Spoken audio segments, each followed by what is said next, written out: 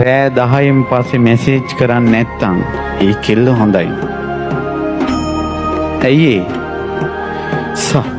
සමහර කොල්ලන්ට මේ කෙල්ලෝ මැසේජ් කරනවා පාන්දර 1-2ට. ওই ප්‍රශ්න කතා කරගෙන ආපු අයගේ ෆෝන් මම බලලා තියෙනවා. අවසානෙට අනේ කියලා මොකද්ද දන්නේ නැහැ.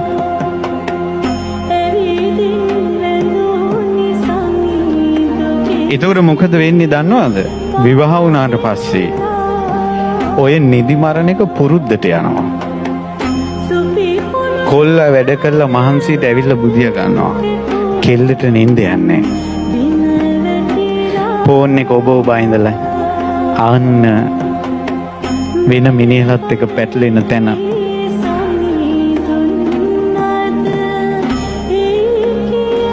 යම් කෙල්ලෙක් කියනවා නම් අනේ මේ අපි ඉගෙන ගන්න වයස ඔයා පාඩම් කරලා නිදා ගන්න. ඔන්න අවසාන මැසේජ් එක. වේලාවට නිදා ගන්නවා වේලාවට අවදි වෙනවා කියන එක. ඔය එක කාරණයකිනුත් කෙල්ලෙක්ගේ හැදියාව හොයන්න පුළුවන්.